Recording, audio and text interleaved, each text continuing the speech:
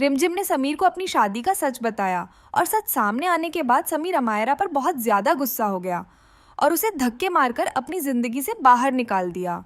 जी हाँ दोस्तों, जब रिमझिम के सामने समीर और उसकी शादी का सच आता है तभी उसके पैरों तले ज़मीन खिसक जाती है और उसके होश उड़ जाते हैं। तभी समीर उससे पूछता है, रिमझिम तुम्हें क्या हुआ, तुम ऐसा क्यों कर रही हो? तब रिमझिम समीर को बताती है कि उसकी शादी अमायरा से नहीं बल्कि उससे हुई है।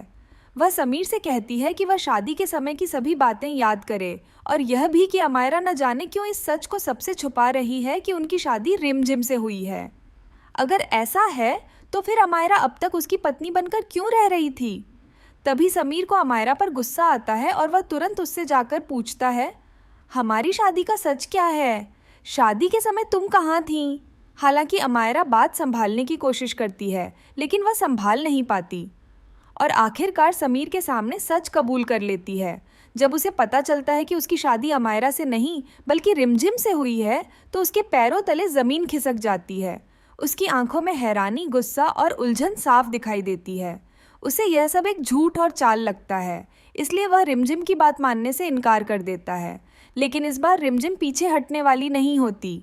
वह एक एक करके सारे सबूत उसके सामने रखना शुरू कर देती है, जिसमें वह वीडियो भी शामिल होता है जिसमें अमायरा खुद कबूल करती है कि उसने रिमझिम को मंडप में अपनी जगह बैठाया था।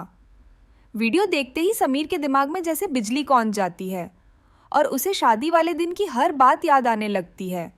कैसे मोहिनी ने उसे दुल्हन का चेहरा देखने नहीं दिया और कैसे सब कुछ जल्दी जल्दी हुआ। धीरे धीरे उसके सामने सच्चाई साफ होने लगती है। उसकी सांसें तेज हो जाती हैं और दिल ज़ोर ज़ोर से धड़कने लगता है। उसे एहसास हो जाता है कि जिसे वह अब तक पराया समझ रहा था वही उसकी असली पत्नी है। उस पल उसकी आंखों में पछतावा और प्यार दोनों झलकते हैं। वह बिना कुछ सोचे रिमझिम के पास जाता है और उसे गले लगा लेता है, जैसे अपने हर शक और दर्द के लिए माफ़ी मांग रहा हो। लेकिन यह सुकून ज़्यादा देर तक नहीं टिकता, क्योंकि अब गुस्से की बारी होती है और यह गुस्सा सीधा अमायरा की ओर बढ़ता है।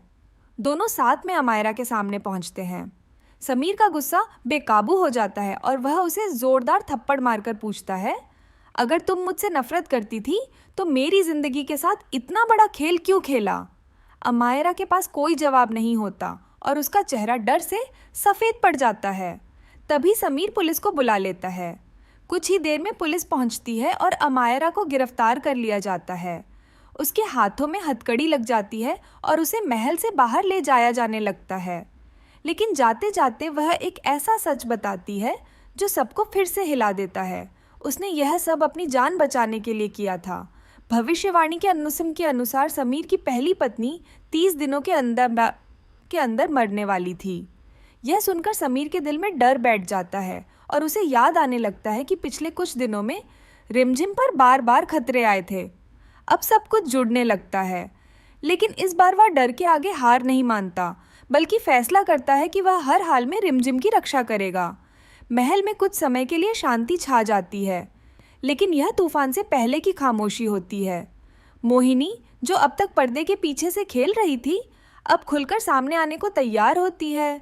उसके चेहरे पर गुस्सा साफ दिखाई देता है और वह मन ही मन कसम खाती है कि वह रिमझिम को इस महल से बाहर निकालकर ही दम लेगी।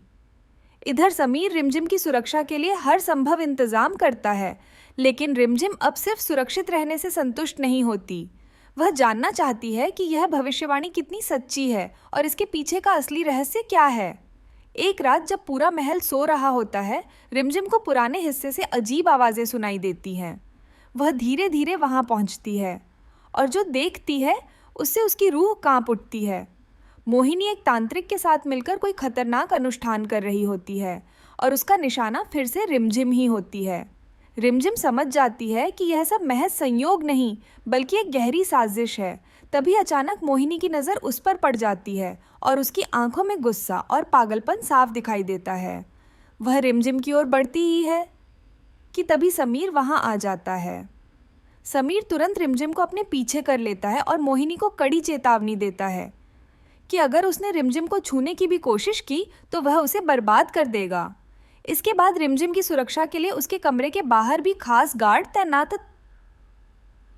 दैत्य असगार्ड तैनात कर दिए जाते हैं, लेकिन रिमझिम को यह सब एक कैद जैसा महसूस होने लगता है। वह समझती है कि समीर उसकी रक्षा कर रहा है, लेकिन वह यह भी जानती है कि डर से भागने से सच नहीं बदलता। इसी बीच वह एक और कदम उठाती है। वह खुद इस भविष्यवाणी की जड़ तक पहुंचना चाहती है। उसे याद आता है कि अमायरा ने राजपुरोहित और कुलगुरु का नाम लिया था, जिन्होंने यह भविष्यवाणी की थी। वह बिना किसी को बताए चुपचाप महल से निकल जाती है, लेकिन बाहर पहुंचते ही उसे एहसास होता है कि कोई उसका पीछा कर रहा है।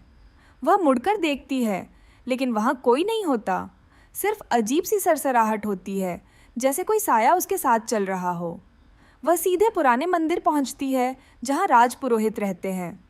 मंदिर के अंदर प्रवेश करते ही उसे एक अलग ही ऊर्जा महसूस होती है, जैसे हर दीवार कोई राज छुपाए बैठी हो।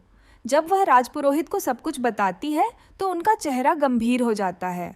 कुंडली देखकर वह बताते हैं कि यह भविष्यवाणी अधूरी है। सिर्फ इतना ही नहीं कि समीर की पत्नी 30 दिनों में मर जाएगी, बल्कि यह भी कि अगर पत्नी सच्चे प्रेम और विश्वास के साथ इन 30 दिनों को पार कर ले तो यह श्राप हमेशा के लिए खत्म हो सकता है।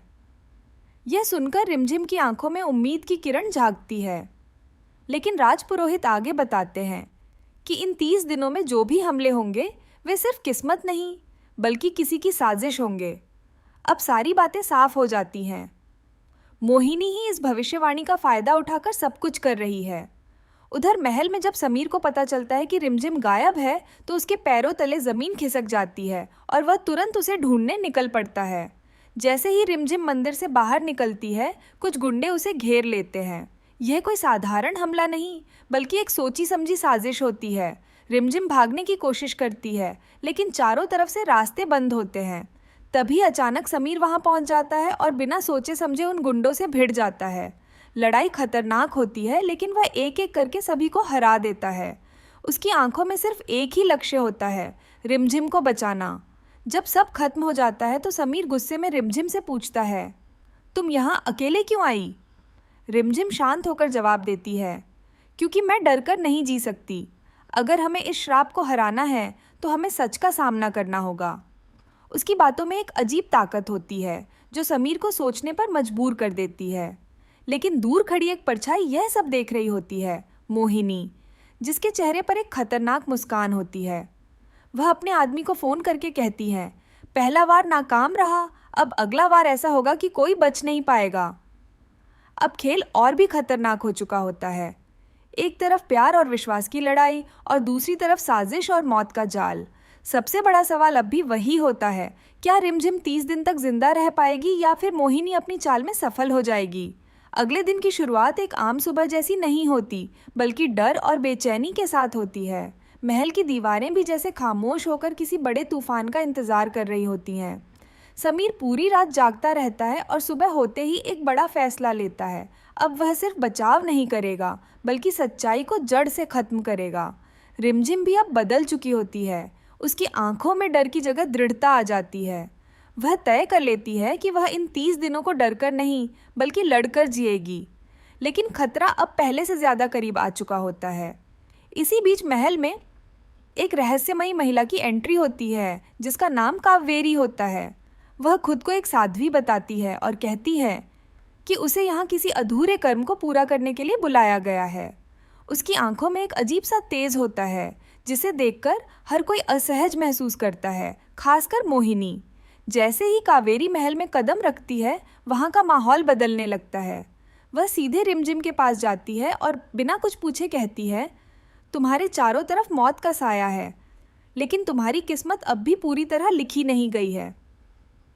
यह सुनकर समीर चौंक जाता है और उसे लगता है कि यह महिला बहुत कुछ जानती है। कावेरी रिमझिम को एक ताबीज देती है और कहती है कि यह उसकी रक्षा करेगा, लेकिन असली लड़ाई उसे खुद ही लड़नी होगी।